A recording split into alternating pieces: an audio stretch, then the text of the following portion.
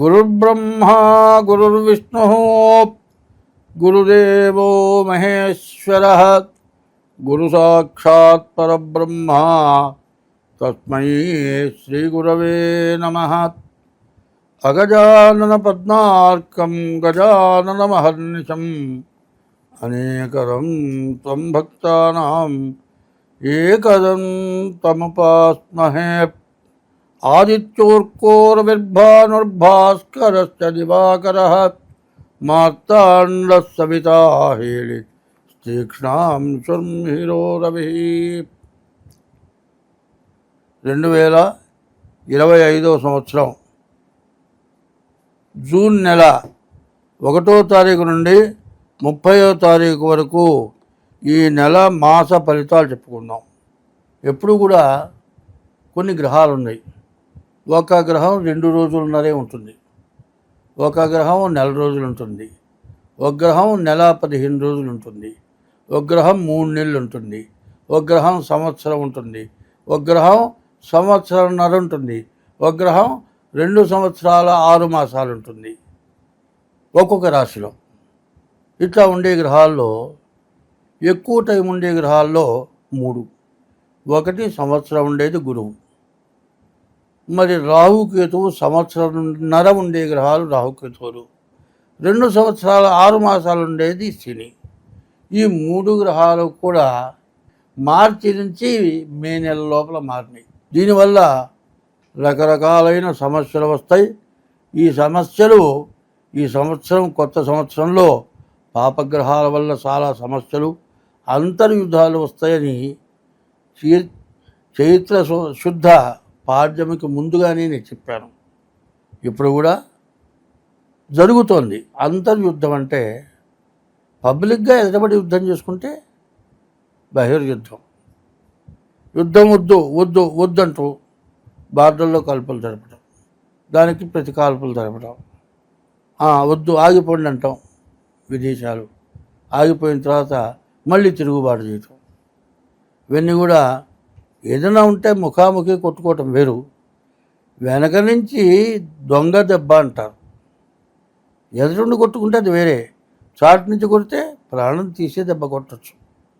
ఇటువంటి సమస్యలు ప్రపంచానికి, కుటుంబాలకి, మంచికి చెడుకి కూడా వస్తుంది. ఇది రావడానికి ఇప్పుడు వచ్చిన కారణం ఏమిటంటే శని, రాహుకేతువులు, గురువు సంవత్సరానికి మారే గురువు 6 నెలలకే మారటం, ఇటువంటి వాటి వల్ల సమస్యలు బాగా పూర్తిగా పెరిగినాయి. అందువల్ల ఇది రాజపాపం పురోహిత అన్నారు. ప్రపంచ పరిపాలన చేసేటువంటి వాళ్ళు చేసే పాపాన్ని పురోహితుడు అంటే మంచి చెప్పేవాళ్ళు. పురః ఇతి హిత పురోహిత.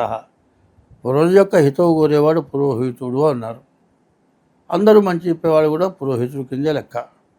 అటువంటి రాజు చేసిన పాపం పురోహితుడు అనుభవించాలి, పురోహితుడు చేసిన పాపం ప్రజలు అనుభవించాలి. ఇట్లాంటి పరిస్థితి మనకు వచ్చింది.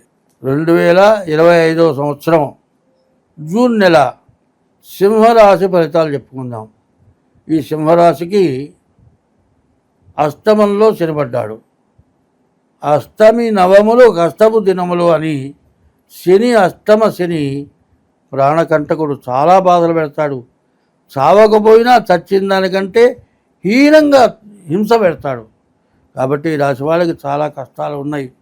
కానీ దీంట్లో కూడా కొన్ని సుఖాలు ఉన్నాయి. వివాహం కావటానికి, వ్యాపారం, ఉద్యోగం కానీ, విదేశాలకు వెళ్ళటానికి కానీ బాగా మంచి అవకాశం ఉంది. అయితే అక్కడ ఇబ్బంది పడకుండా ఉండాలి అంటే ఈ కాలసర్పదోషం, కుజదోషం, ఇవన్నీ కూడా ఈ రాహుకేతువుల దోషం ఇవి పోవాలి అంటే తగినటువంటి శాంతి చేసుకోవాలి. అయితే ఏమంటే శాంతి చేసుకోని చెబుతున్నావు, కొంతమంది ఫలానా గ్రహాల వరకే శాంతి అని చెబుతున్నారు. అట్లా కాదు. గోచారం 25 వంతులే, అసలు గ్రహచారం ఉంది. ఎందుకంటే శరీరం మొత్తం బాడీ బాగా కనపడుతోందండి. ఈ బాడీకి పైన తలకాయ ఉందండి. ఈ తలకాయలో ఎన్ని భాగాలు ఉన్నాయి? 7 రంధ్రాలు ఉన్నాయండి. ఈ మెడగ దగ్గర నుంచి కింద భాగంలో 2 రంధ్రాలు ఉన్నాయి. ఈ 7 రంధ్రాలు కలిగినటువంటి ఈ తలకాయ ఎటువంటిది అంటే జ్ఞాన నేత్రాలు కలిగింది. అజ్ఞానం నుంచి జ్ఞానానికి తీసుకెళ్ళేవి. దానివల్ల ఆ ఒక్క తలకాయకి శిరస్సు పూజ్యం అన్నారు. శిరస్సు పూజింపబడది. అటువంటి శిరస్సుకి మొహంగన పడకుండా ముసుగేసి వీడెవడరా అంటే బాడీ అందరికీ ఒకటిగానే ఉంటుంది, కానీ తలకాయ మొహకళ్ళు బాగుంటాయి, మార్పులు ఉంటాయి. ఎందుకంటే ఇదే తలకాయ, కళ్ళు మాత్రం అరకళ్ళు, రెప్పలు అరుపుతూ ఉంటాడు, ముఖ్యం పైకి పోయి ఉంటుంది, ఆ నిమ్మకాయ పెట్టినట్టుంటుంది. ముసుగు తీస్తే కింద మంచి డ్రెస్ వేసుకున్న పిల్ల ఈ పిల్లని నేను చేసుకుంటానంటాడు. ముసుగు తీయగానే అమ్మో అంటాడు వాడు.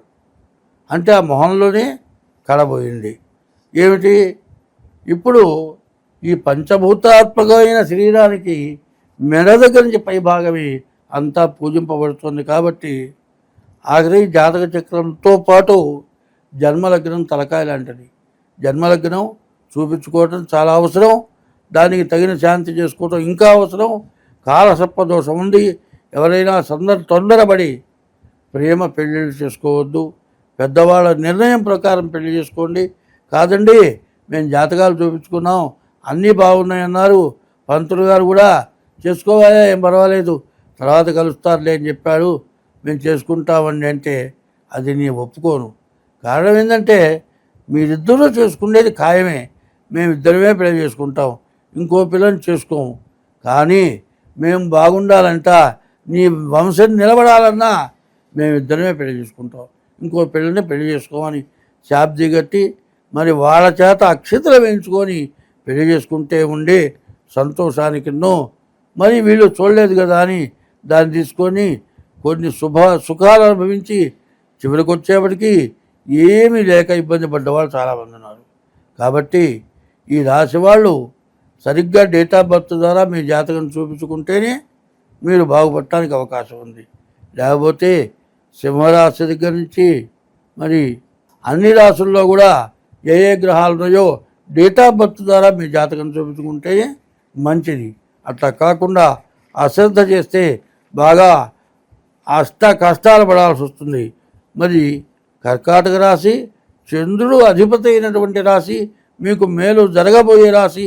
ఆ రాశి నుంచి మీరు కష్టపడకుండా ఉండాలి అనుకుంటే ముందు మీ డేట్ ఆఫ్ బర్త్ ద్వారా కానీ డేట్ ఆఫ్ బర్త్ చెప్పించుకోవాలి అంటే హస్తం సరిగా లేకపోతే మరి డేట్ ఆఫ్ బర్త్ ద్వారా కానీ మీ జాతకం పూర్తిగా చెప్పి ఆ దోషాలకి తగినటువంటి గ్రహాలకు పూజ చేయించుకుంటే మీకు ఎంతైనా మంచిదని చెప్పి చెబుతూ ఉన్నాను. అదే కాదు, ఎవరి వృత్తిలో కూడా ఈ చెప్పింది బాగా మనస్సులో పెట్టుకొని మన దగ్గర ఉన్నవాళ్ళు, మన తోటి వాళ్ళు సక్రంగా బతుకుతున్నారా, వాళ్ళు తింటున్నారా, వాళ్ళ బతకగలుగుతున్నారా ఆలోచిస్తే అడుక్కు తినేవాడు మాత్రం ఎక్కడా ఉండడు. అడుక్కు తినేవాడు లేకుండా పోవాలంటే నీ దగ్గర బతికేవాడు వాడు బాగుండాలని కోరుకోండి. అట్లా కనుక ఉంటే అడుక్కు తినేవాడు లేకుండా పోతాడు. నేను బాగుపడ్డాను, వాడు అడుక్కు తింటున్నాడు అంటే ఏ రోజైనా కూడా వాడి గతి నిగ్గురపడుతుంది. అందరం బాగుండాలంటే వాడు చేయగ దాపకుండా బతికేట్టుగా నువ్వు చూస్తే అడుక్కు తినేవాడు అంటూ ఉన్నాడు. స్వస్తి.